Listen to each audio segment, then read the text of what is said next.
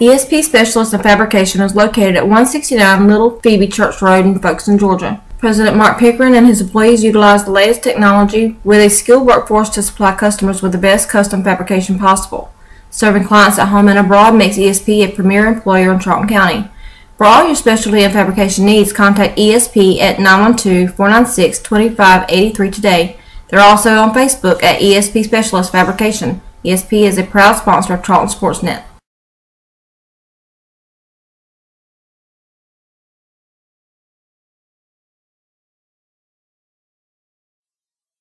Okefenokee Rural Electric Membership Corporation has been providing quality electric service at a competitive price to residential, commercial, and industrial customers in southeast Georgia and northeast Florida since 1939. For tips and advice on how to save electricity and stretch your energy dollars, call 1-800-262-5131 and speak to your marketing representative.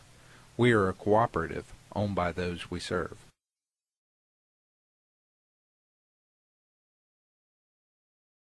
Hey Indian fans, did you know you're eligible to join the United First Federal Credit Union?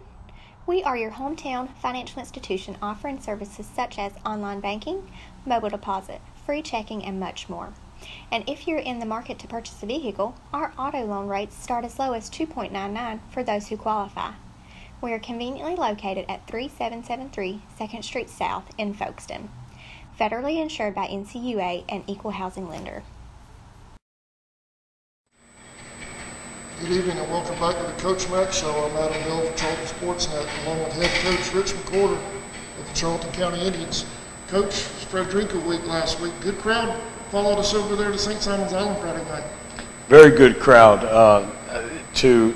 Their head coach told me that he thought it was as big a crowd as he's seen around their facility over there. And again, I don't think their lack of bleachers really kept anybody away, because it seemed like we had a big crowd on our side and a big crowd on theirs, and it was a very tough football game, and they're a very good football team, and I think that there's some exciting plays for people to see. That was a lot. I told Coach Cruz, he was up there doing the game with me in the second half, and I told Coach Cruz in that third quarter, those first 45 seconds, it seemed like arena football there for a little while. I tell you, it was. I don't know if I've watched a lot of football. I've been involved in a lot of games, and I don't know if I've ever seen three back-to-back kickoff returns for touchdowns before. And it goes without saying that Saturday and Sunday during our coaches' meetings, we pretty much took apart most of our special teams, especially kickoff team. We took it all apart and rebuilt it, and hopefully it'll be a little bit better. Hopefully we'll. And I can't really, off the top of my head, I can't think of the last time we gave up a kickoff return in a game, let alone back-to-back, two of them in a game. I don't know if we've ever done that, but that was discouraging, and thank goodness we were able to return one of our own along with it. We have all that. We have some highlights coming up a little bit later. Usually this time during the show we hit on some stats. I've got the stats there on the device. If you want to hit on any of those you see in particular, you want to. Well, one thing that stood out, and it stood out for those people who watched the game, was on offense, we're just not real good on offense right now. We've struggled. We didn't really put up a lot of numbers offensively. I think total receiving was 99. Total rushing was 115, but I felt like we had a kid step up at running back, and that was Tony Cobb. He's a sophomore.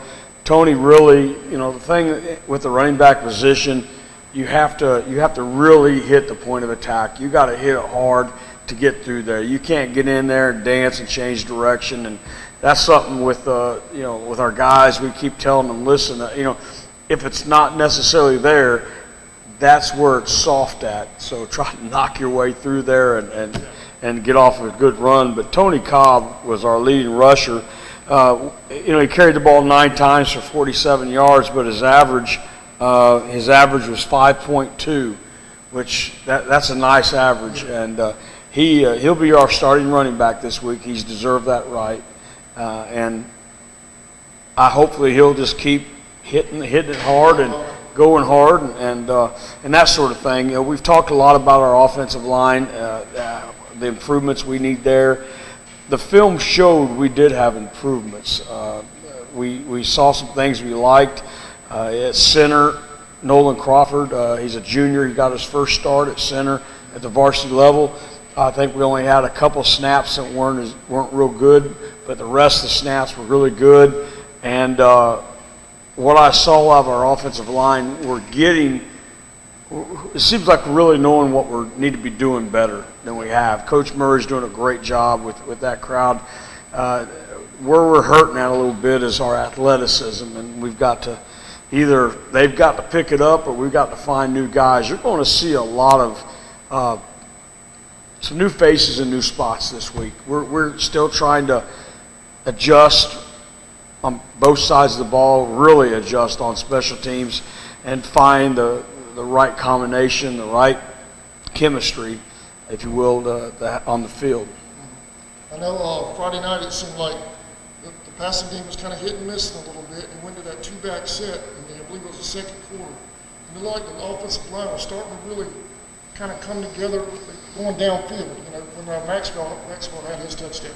Yeah, you know, we again, it's every phase of our game, whether it's offense, defense, special teams, coaching, whatever, you know, preparation. It's still not where it needs to be. We feel like right now that we're further behind than we were last spring when we went to Camden to play. We had 9 practices in the spring to get ready for a spring scrimmage, which was Camden. I felt like our kids were more focused, had an urgency to get better for that one single game during those 9 practices than we have any time this year. And I don't know why that is or what you know exactly is going on, but you know, we're talking to them about being focused, about having your feet where your mind is, and focusing on what we're trying to do right now. And that's been some problems. I feel like our physical toughness is not where it needs to be. Our mental toughness isn't where it needs to be. And you know, coming into we felt like as a coaching staff we got out coached last week. I feel like we got outplayed last week. I felt like, you know, we had a lot more bodies than we had. We had a lot of kids going both ways, and basically all we did was outlast them. And you know, you want to win, but you can't feel great about a win the first game of the season when you're executing on both sides of the football and special teams as poorly as we are right now. So we've got to get better. We're trying new things in practice. We're you know right now and I'm not a big proponent of long drawn out practices, but we've had to add some time to our practices to really hit on some things. And sometimes you know, you've heard coaches say, you know, we're going to have a great hour and 45-minute practice, even if it takes us 3 hours to do it. And that's kind of where we're at right now. It takes us 3 hours to get a good hour and a half sometimes. So that's kind of where we're at there. Defensively, we felt like our D-line was going to be the strength. They did make some big plays. You know, all those guys up there, especially our 2 inside guys, really Bryce Manning and Lance Glover, both those guys were really strong inside. Leading tackler, it was our leading tackler a year ago, Travis Ray. He led us in tackles. He made a lot of really good plays till he got injured. But again, then the play of the game was Randy Nelson really sniffing out the spot pass down by the goal line and just commits to it, makes the interception, takes it right in for the go-ahead touchdown. That was a huge play by Randy. But again, I don't know what it is. But we had a lot of guys out last Friday with injuries. You spoke about that last week. Well, this week's no different. The only thing's different is some of the same guys plus a few. We've got maybe up to 3 to 4 guys out on defense that played last Friday night offensively. We've got a couple guys out on offense. It's just, we try to, I don't know how to explain why it's happening. We lift hard in the weight room to prevent injuries. We try to be smart in practice in what we do, but everything that's happening to us is happening to us in the game, whether it's ankles and knees and shoulders and things like that. And sometimes you'll have a run of things like that. And right now we do. Josh Williams, number 21, who's starting on every special team, first guy in on defense. When it goes in right away on offense against Pierce County, non-contact, was at the end of a kickoff coverage play. He tore his ACL and tore his meniscus, so it's a blown out knee. And it happened to him almost a year ago to the day, the other knee, on the same special team, kickoff coverage. And again, he wasn't touched at the end of the play. It was just a change of direction thing, and it happened. So he was out all last year, and now his senior year, he's out the whole senior year. And yeah, and he's really he's been part of the program for so long, and you hate to see that. But we have a lot of other guys that are banged up, and I guess as a coach, as a coach, the last thing you want to do is have one of your players injured. But yet also as a high school coach, you gotta communicate with your players. And is this a discomfort? Is it just pain, or is it really an injury? And we don't have an athletic trainer. We're not in a situation where we can get one. So it's really left up to the coaching staff. And right now, to be on the safe side, all we can do is tell a kid, "I'm sorry, we can't play you." If we had an athletic trainer, then that would be their call. That's what they're trained to do. And as a football coach, if a kid tells you, "Hey, I'm hurt," okay, you're hurt, you can't play, you're out. So that's kind of where we are right now. So that's kind of the way we got to go. So, and I know game night, it's probably the first thing on my mind is the fact that you're in charge of all this going on, but you also have to make calls when it comes to athletic injuries. So, and so basically the way we got to handle that is we either got to beg the other trainer to come over, and they really don't care to do that because they got their own kids to worry about, and they don't want to be liable for your kids. About all they can do is just say, "Well, he's out," and that's really all we can do is you're out. So if a kid comes up hurt, right now you're just simply out. It's not just X's and O's. No, it's not, and really it's the most important thing we do is taking care of our kids, and that's we take that serious, and that's I feel like that the last thing we want to do is be part of a kid being hurt. So if a kid tells me he's hurt, he's simply going to have to be out, since we don't have anybody else to tell us differently. But defensive line, we had 5 sacks during the game. Those guys did great. Preston Lynch had 1.5. Bryce Manning had 1. Travis Ray from the linebacker position on the blitz had 1. Blackshear, linebacker, he had to start at linebacker. I think he had his first start since his freshman year. He had a sack, and then Quentin Kinney, who came into the game with an ankle injury, and he declared himself he can go, so we got him out there some. He got a half a sack also. Right now at the linebacker position, we have 3 of our 4 linebackers, starting linebackers, are out, until we figure something out otherwise. On the defensive line, we're okay. On the offensive line, we're going to be without Khalil Burrows, a big 350-pound offensive guard. He's out. The injury bug has hit us early. Yeah, it has, and so we're just trying to make it through, put together a group that we can put on the field and compete against what we think's a much improved Brantley County football team. Coach, let's jump into the highlights before we get into next week's game, if you don't mind. Sure.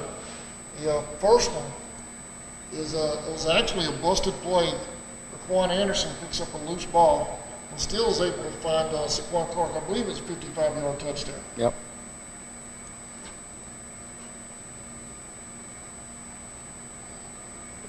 Well, that's one thing we knew. We knew that Raekwon had the ability to make things happen above the X's and O's, and get freed up, and he did right there.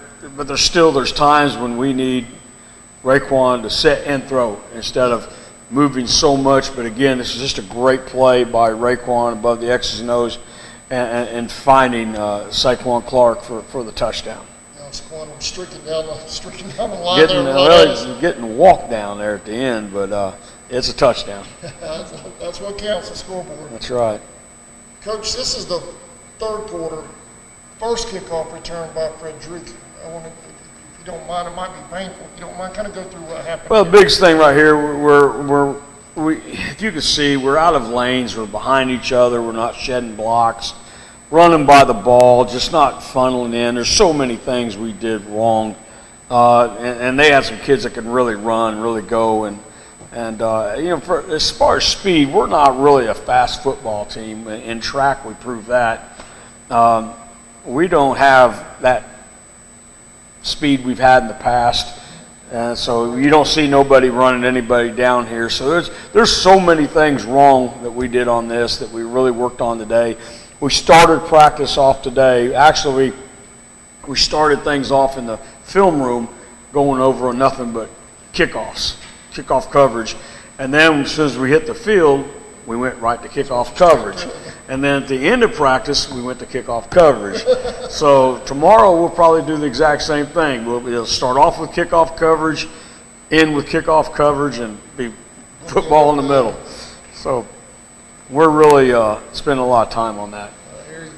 Here's Saquon Clark again, a second TD of the night. I'm not sure the yardage on this one. Coach Cruz had it at 80, I believe is what he had.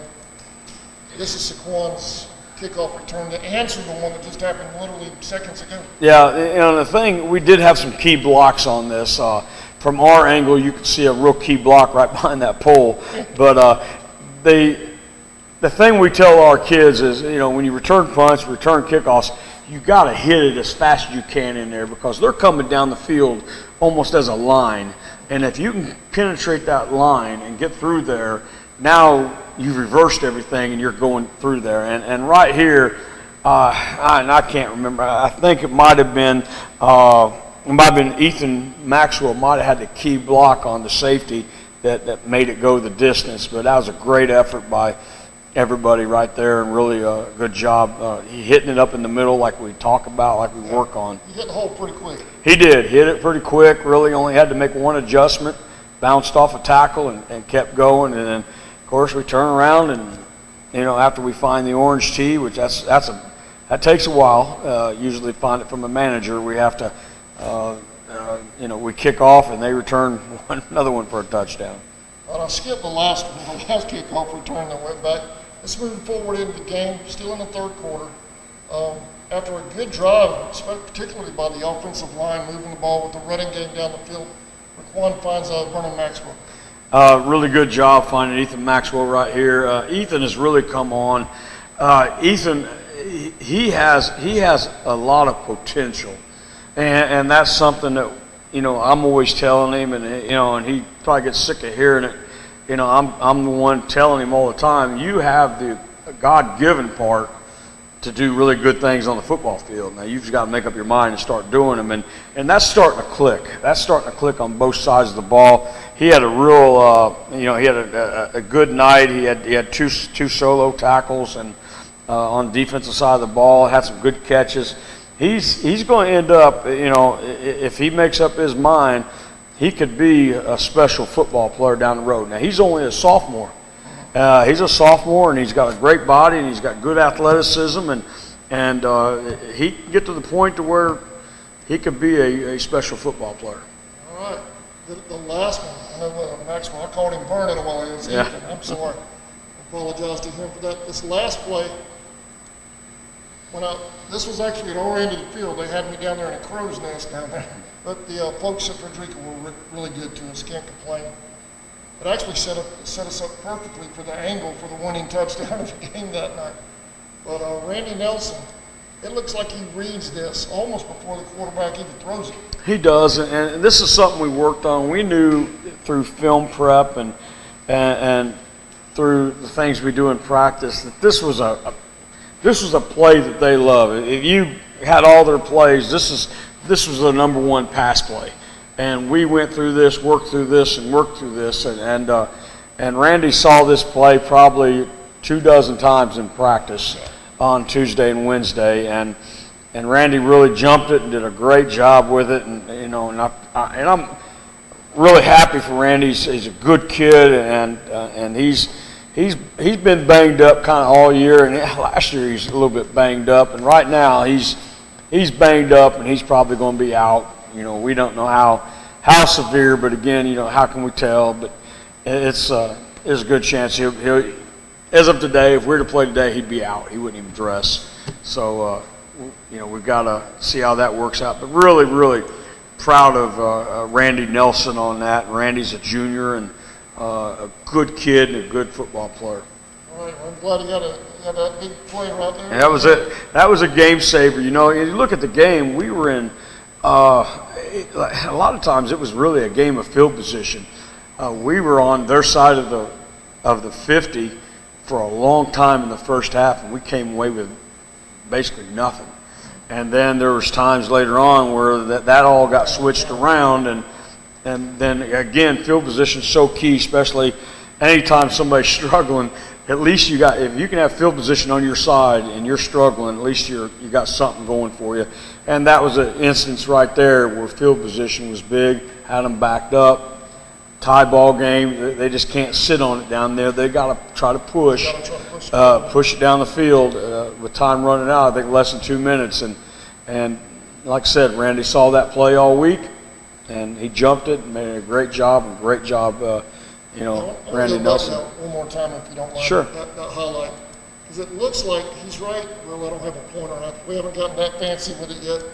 But it looks like right up here at the top, there you see Randy right behind Daniel Mack waving his hand. He's almost breaking, if you watch him, as the quarterback's dropping back. So that's what you say. You saw and that's what he saw all week. All of his keys just indicated to him, and the guy he was over goes down to block, and then that's one thing we work on is he's going down the block, come off his hip.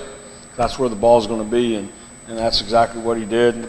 And again, just after the game, I just go up to Randy. I said, "Hey, thanks. we needed that. Yeah, we needed that bad." How about the back there in the background, the band of pride and the fans? I mean, the place almost a home crowd. It really felt like There's been times where we've talked about how we felt like we had more people there than they did. We really may have. Now, Frederica's a small school. And we're a little bit bigger than them, I think, probably enrollment. I really don't know that for a fact, but we had a lot of people there, and a lot of the reasons they're there is not just because of football. It's there because we have a great band. We have one of the best band in single A by far, and we have a great group of cheerleaders, and we do have a bunch of good kids on the football team, and people appreciate that, and a lot of parents there, and a lot of people from the community. So we appreciate that crowd. Now we hope out here in the swamp Friday night we can really fill it up.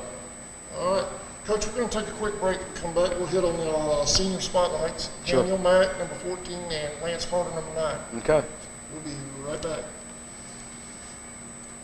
Folkestone Auto Supply, located at 4439 2nd Street North in Folkestone, Georgia, is owned and operated by the Dasher family. They have everything you need bumper to bumper for domestic and foreign car parts. Big truck operators, they have you covered as well with belts, seals, hoses, welding supplies, and so much more. They even have lawnmower parts, blades, and accessories. Stop by today and see the whole crew. Miss Joe, Pam, Little Sammy, Stephen, Dylan, and Big Sammy himself. It's Folkestone Auto Supply.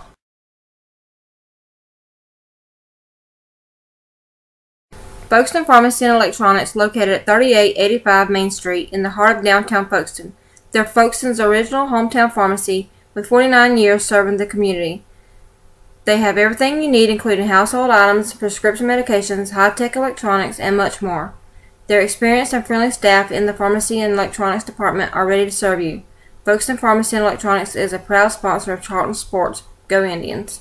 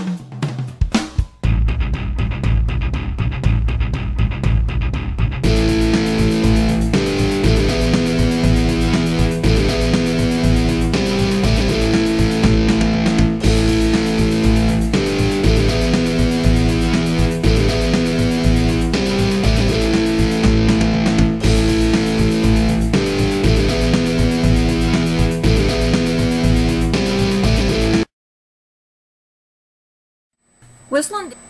Welcome back to the Coach Mack Show. Our senior spotlights, Lance Carter, number 9, and number 14, Daniel Mack. Two outstanding defensive linemen, two kids that have played a lot of football for Charlton County. The first one, Lance, one of my favorite all-time kids, just a wonderful, wonderful young man, and I think, you know, these kids are in the same class as my youngest daughter, Hagen. And I can remember Lance all the way from when he was, you know, kindergarten. I can still remember him at that age and seeing him come all the way through. And even back then, he was one of my favorite little guys, you know. And he's not so little anymore. He's a weight room monster. In the weight room, people say, well, a lot of that you're just kind of natural with it. But he works so hard at it in the weight room, and just does such a great job in there. Just doesn't take days off, doesn't take sets or reps off, and he has really earned everything he's gotten in the weight room through hard work, and he has really developed. Last year he really came on, and this year he's really doing a great job at nose guard or really kind of a one technique inside, depending on what we're doing with him. And I just, you know, he's like we talked last week. If you don't like Lance Carter, that's a you problem. That's not a Lance problem. Yeah. He's a wonderful kid and really very, very likable, and everybody around school just loves Lance Carter. And I find it hard to believe that he's a senior, where, you know, he's going to be done with us after this year. And then Daniel Mack. Daniel has been a kid who's really probably one of the most improved players we've had in the last couple years. As a sophomore, you know, he was kind of tall but wasn't real strong yet, and you really didn't know, you know, how he was going to fit in, or how he was going to, what position he was. And then last year he kind of grew up a little bit and started getting a little heavier and working harder in the weight room and being a little bit more physical, and really had a good year and made some really good plays. Really had some great flash plays. And then this off season, spring football, he even grew up some more, to the point now he's asking questions, and you know, he asks you, am I doing this right? Do I need to do this or this? So he's really starting to mature, and you can see there is times on the football field where he will dominate a play. He's 6'4", 240 pounds. He can still get a lot heavier, a lot stronger. There's some junior colleges that have been looking at him, so maybe he might get a chance to play at that level. With that, and when I say 240, that might be a little heavy. He might be not quite 240, but if you look at him, he's not at all carrying any excess weight at all. You can continue to put a little bit more weight on him, and he can be a much heavier guy and still be very fast. and very good athletes. So those right there, that's half of our defensive line right there, and that's two good ones right there. Two really good kids. Guys we're going to miss. Their position coach is Coach Norris Woods. Norris Woods, he played defensive line. He never got lucky enough to wear one of those skilled position numbers. He had to wear 51, but those guys there are living the dream, getting to wear number 9, number 14. But they're really good kids, and they're team leaders, and they do some really good work for us on Friday night. Lance also too. I know I spent a little time on the track with you guys. Yeah, he's a fantastic shot putter guy. Very good shot putter, and you're not going to, if you ever have a chance to introduce yourself to Lance Carter, you'd be glad you did. He's a wonderful kid, wonderful young man, really good. All right. Appreciate that. Congratulations to Lance Carter and Daniel Mack. You're our senior spotlights for this week, Brantley County week. All right, Coach, let's dive into the Herons. They're coming to town. Last time they came to town, it was a shootout. They came out on top. We paid them back last season. Well, they are a well-coached football team. That's one thing you're always going to see from Brantley County. Coach Gannon, he's their new coach. Coach Walker's been there for a long time and done a great job with Brantley County. Now Coach Gannon, he's taken over, and what we've seen, we've got to see a little bit of film of them against Clinch County. In the first quarter, quarter lasts 12 minutes in high school football. They had it 11 minutes of the first quarter, and it wasn't straight consecutive 11 minutes. They had it 6 minutes one time and then gave it up, and then had it 5 minutes another time. But for them to keep the football practically the entire first quarter was real impressive. Big up front. All their players are big, good strength. Their package looks like it doesn't look like a real big package right now. Not doing a whole bunch of stuff, but what they're doing, they do it very well. Throw the ball well enough to beat you in the pass game. Run the ball very well with a big offensive line that moves you. They can run up the middle, and you think you made a good defensive stop, and it's a 4-yard play. So, our linebackers are going to have to really trigger to the point of attack and try to stop them in the hole, stop them in the play. If they don't, then it's just they're just going to push it right down the field on us and get first downs. They're a good football team. I think they're very sound in special teams. Defensively, you see them; they're extremely sound, very, very sound in everything they do. They got one of their wide receivers, I think he's a 6'7" kid, he's a basketball player. So that's going to be a definite mismatch. I think, our corners go, 5'6", 5'6" at both of our corners. So we're giving up a foot to him. So that's going to be tough to defend.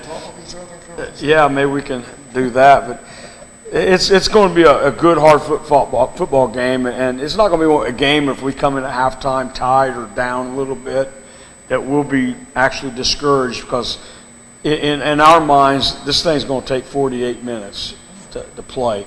And it's going to be all the way to the end. Similar to last Friday for us, we were inside 2 minutes with a tie ball game. And we didn't feel terrible about it.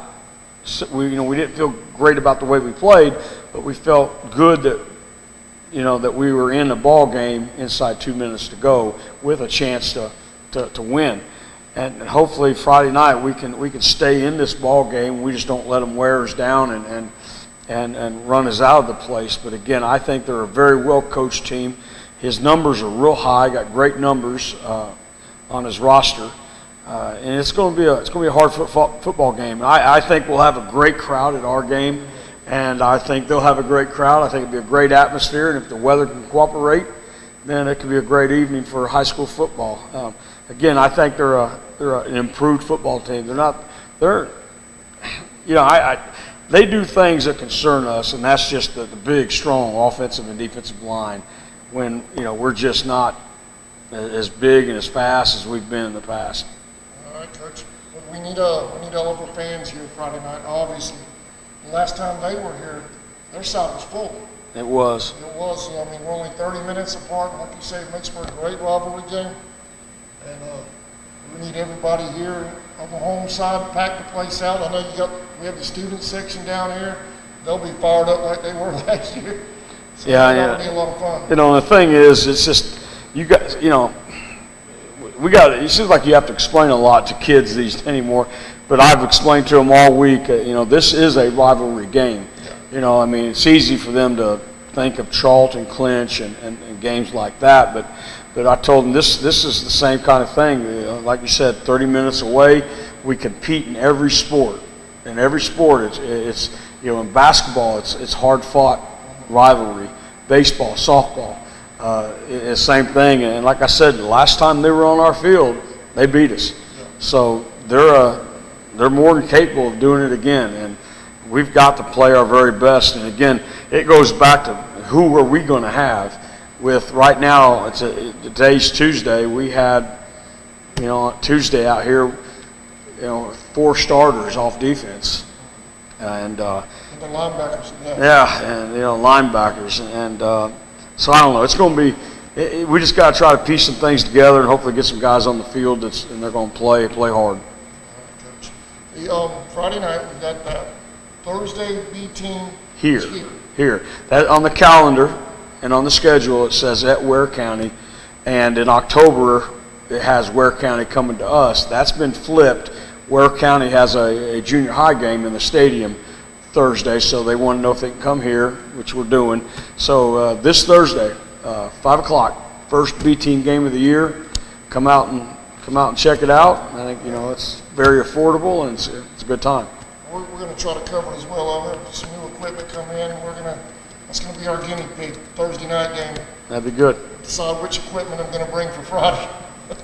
But anything else? Golf tournament Saturday. Golf tournament this Saturday. I don't know if it's full or not. Right now at this point, you'll have to contact Brian Hewling at State Farm Insurance and downtown, and he can let you know if it's full or not. I know they have the sign-up sheet there now. It was at the golf course. They took it up, brought it up to State Farm. So call State Farm if you're interested in getting a 4-man team together and play some golf on Saturday. All right, yeah, I actually had a question about that. Who was it?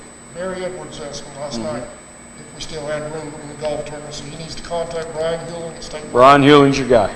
All right, anything else we need to hit on, Coach? I think that's it. Well, I appreciate it as usual. Thank you. We'll see y'all Friday. We'll see y'all Thursday, 5:30? 5 o'clock. 5 o'clock. We'll see you Thursday for the B team versus the Gators from Ware County. Friday night, Brantley County Herons come to town. Y'all get here early. It's going to be full. Thank you for watching the Coach Mack Show. We'll see you Friday night.